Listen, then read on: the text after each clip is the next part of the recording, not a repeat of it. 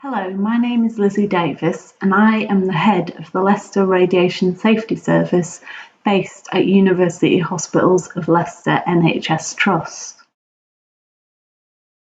Every one of you as medical students will come out of this degree with the ability to refer for X-rays. X-rays are a really important diagnostic tool. However, there are some risks associated with the use of X-rays, and I'm going to discuss with you what these risks are and how best to communicate them to patients. In the previous lecture, Richard Fowley has spoken to you about the discovery of X-rays and how very quickly they started to be used for medical purposes. Their use expanded exponentially, but very soon the ill effects of radiation on those working in the field were observed. On the slide, you can see the hands of Clarence Daly, an assistant to Thomas Edison, who was one of the early users of X-rays. Before we move on to the risks of radiation, we're just going to talk a little bit about the mechanism of action of radiation on DNA within the body. So ionizing radiation is high-energy electromagnetic radiation. When it's incident on the body, that energy is absorbed and can lead to either direct or indirect effects on DNA. Direct effects occur when the photon interacts directly with the atoms within the DNA, causing damage to the DNA. Indirect effects are when photons interact with other atoms, such as atoms within a water molecule, and cause the production of free radicals. These free radicals then go on to cause damage. Both these direct and indirect methods of causing damage to the DNA then lead to the biological changes that we can observe on the patient. Two main types of damage that we observe. The first are stochastic effects. These are the induction of cancer in exposed individuals. They have no threshold dose, and the probability of seeing the effect increases with dose. Currently, we follow the linear no threshold model, which is that it is a linear relation with no threshold dose. There is some discussion about whether this is appropriate. However, at the moment, this is the accepted model. So it's like the lottery. The more tickets you buy, the more likely you are to win the lottery. In this case, the more dose you're exposed to, the more likely you are to experience one of the ill effects. The second type of effect are called non-stochastic or deterministic effects. These effects have a threshold dose below which you would not expect to see that effect. The threshold dose does vary from individual to individual. Above that dose, the severity of the effect increases with dose. So, for example, one of these is erythema.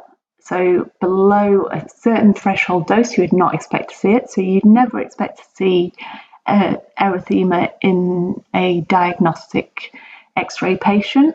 However, you may see it in an interventional fluoroscopy procedure if it's very complex, or in catheter labs, or potentially in radiotherapy. Now, the severity increases with dose, and it could go from very light reddening of the skin that looks very much like a sunburn, right up to very deep ulceration at high doses. We would never expect any deterministic effects to be seen by.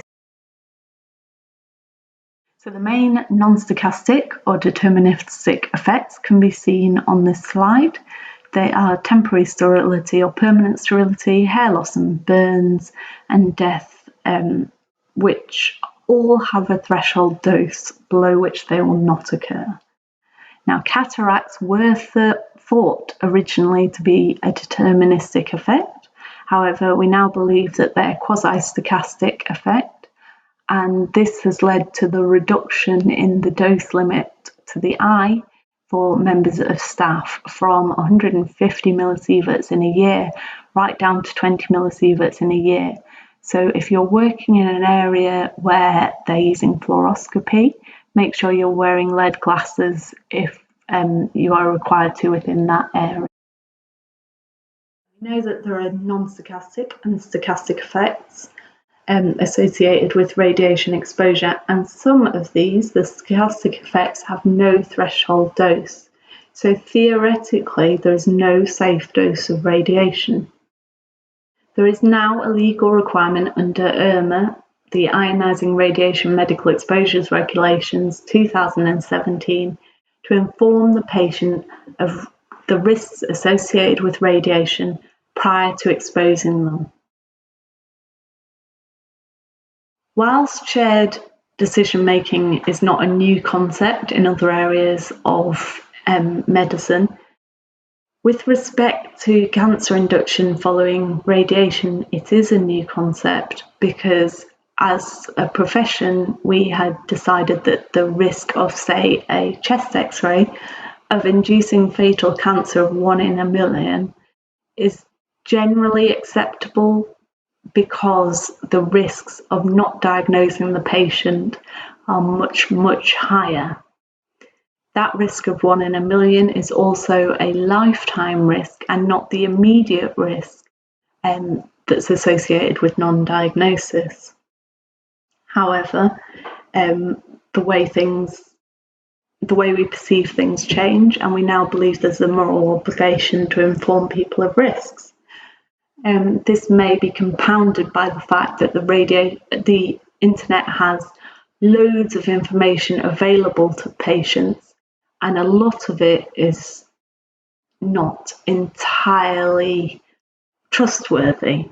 So it's best that we get ahead of this and inform our patients of the risk ourselves using trusted sources. But a lot of doctors aren't taught about the risk of radiation. So we looked at how patients wanted to be informed of this risk, and I asked 430 members of the public, and there was an even distribution really across referrer, operator and leaflets. So actually, as a referrer for the x-ray, the patient is going to expect you to discuss the. However, risk is complex, particularly radiation risk. So when we look at the level of radiation risk associated with an exam, we use a quantity called effective dose. Effective dose can actually not be measured directly. We use phantoms to simulate the dose within those phantoms. And if we change that phantom, we change the dose, even if the settings are all exactly the same. We also know that the risk at low doses, such as those used in diagnostic radiology, are actually not possible to be discerned epidemiologically from the background variations in the risk of cancer, because the risk is actually many, many times lower than the natural cancer incidence.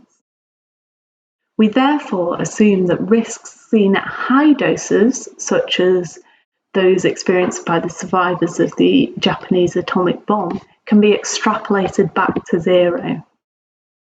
Actually, there may be no risk at low levels of radiation exposure, or it could be that it's much higher. Risk also depends on age, sex, how large the patient is, what exam it is, what hospital you're in. There's so many things that could impact on the dose and therefore the risk associated with an exam. So although you do see situations where risk is quoted very, very accurately for an exam, this actually probably isn't. Risk also varies vastly with the age of the exposed individual. Pediatric age groups for the same exposure will be at about 2 to 3 times the risk of a 30-year-old with exactly the same setup. And geriatric patients are at a much lower risk still. And that's because there's less time for them to express the effects of the radiation damage on the body. Therefore, the risks that you present to patients, you may need to vary with age. So there's a really good publication from the World Health Organization, which I've given you the link there, which gives you the risk of cancer in the future to pediatric age groups with different common exams. You can see that in every case, the risk is less than 1%. And in most cases, it's much, much less than 1%. So that is against a background risk of naturally occurring cancer, which is much, much. If you are referring people for research investigations, they have to be approved by IRAS. And if they involve radiation, part of this approval process is the production of a patient information leaflet, which has a section about radiation risks. Therefore, if you are referring for any research protocols, you must make sure that the patient has been given this information sheet. The other thing you need to be careful of is when you're referring that you clearly state what trial that patient is on, because the protocol selected could be dependent on. There's also one area that's quite contentious is the exposure of pregnant individuals. Usually the risk is low, and there's a really good document from the Royal College of Radiologists, the RCR, which you can find very easily by Googling pregnancy diagnostic x-rays RCR. And it gives you the risks associated with different exams. Now, this is a really good way to reassure a pregnant patient, if you have one, that the risk is actually very low. However, at high dose exams, there is the potential to double the natural childhood cancer risk of 1 in 500 by using a radiation exposure.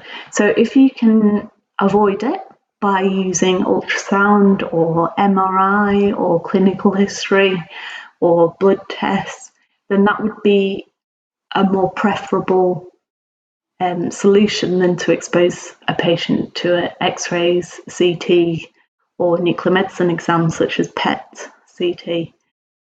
Now, if you can't avoid it, clearly state on the referral form, because when it comes to radiology, they will take into account the risk of the exposure on the fetus.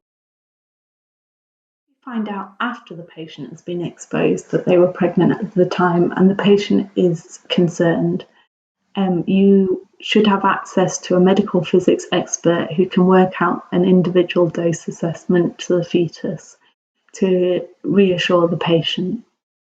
There are no diagnostic exams which would warrant termination of a pregnancy if it is discovered later that the patient was pregnant.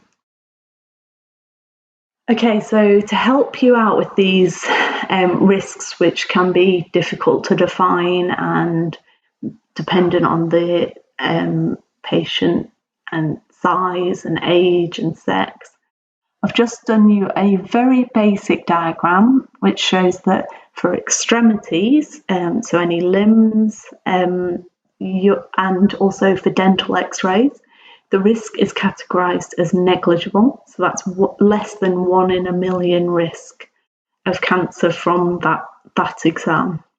In terms of skull exposures in the chest, the risk is minimal and will be less than 1 in 100,000.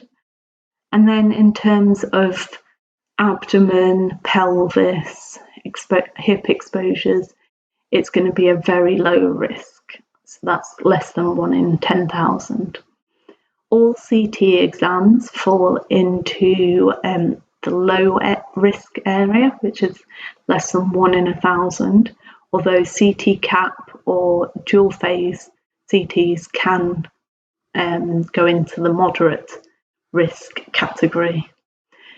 If you want a trusted source of radiation risk that you can refer to, I've put in a link on this slide. This can be found through PHE radiation risk estimates on the internet. So when you are communicating, providing information about radiation risk is not the same as obtaining consent. You don't have to go through it in a large amount of detail, and you don't need to get the patient to sign to say that they accept it. But the same kind of principles apply, so be truthful, open and honest, avoid jargon and abstractation, and avoid speculation. So don't imply that we have a lot more accuracy to these risk estimates than we actually do. But remember that patients will give greater power to negative statements.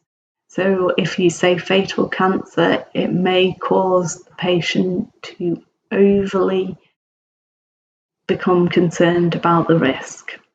If the individual appears distrustful of you, refer them to a trusted external source of information.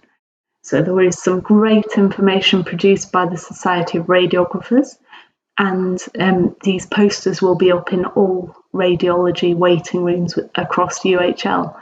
So you can always say, if you want further information, refer to the poster in that area to inform the patient of the risk. Well, the most important thing is to explain what you're referring them for and why. So something along the lines of, because of your history, I would like to refer you for whatever exam you would like to explore, whatever. This is not only helpful for the patient, but it's also helpful for radiology, because if you refer under the incorrect patient name, it's more likely to be picked up if the patient understands what they're coming to radiology for. The next thing I would say is what to expect. So you may say, this will involve a trip to radiology where a radiographer will use the best exposure parameters for you. And then we need to tell the patient what the risk is. So something along the lines of, it also involves exposure to ionising radiation, which is thought to lead to a small increase in the risk of cancer later in life. So that statement introduces it but doesn't give an indication of the level. So I would say something along the lines of, there are many factors that affect an individual's risk of cancer, and the risk associated with imaging will be many times less than the natural risk. It is my opinion that the benefit that you will gain from the information within this image outweighs the risk. Now, just to put their mind at rest that this risk-benefit analysis is undertaken and double-checked, I would then say, before the image is taken, a member of radiology will also check that the risk is less than the benefit to you. And then refocus on the expected outcome. So without this information, I would not be able to diagnose whatever condition you are looking at and therefore progress to treatment. Do you have any further questions? Hopefully that will be enough for the majority. And I would only go on to further detailed risk discussions if the patient requested it. So, in summary, there is a requirement to inform the patients of the risk associated with exposures to medical radiation. It's not a requirement to consent. The simple suggested text should be sufficient in most cases. and I'm working with PHE at the moment to develop leaflets and posters around this that can be used nationally so that we can support you guys better to provide this information. But in the meantime, there are some sources of trusted information on this slide. You can look at the PHE risk levels for radiation doses for common exams. You can look at the RCR guidance on pregnant patients and WHO guidance on a child undergoing a diagnostic exam. If all else fails, all large radiology departments will have a medical physicist who can provide individualised advice, and radiographers usually have an understanding of the radiation risk associated with different exams. Thank you very much for listening. If you have any further questions, you can find all our contact details on Insight if you're working within UHL, and there will be further risk information on there for you to refer to.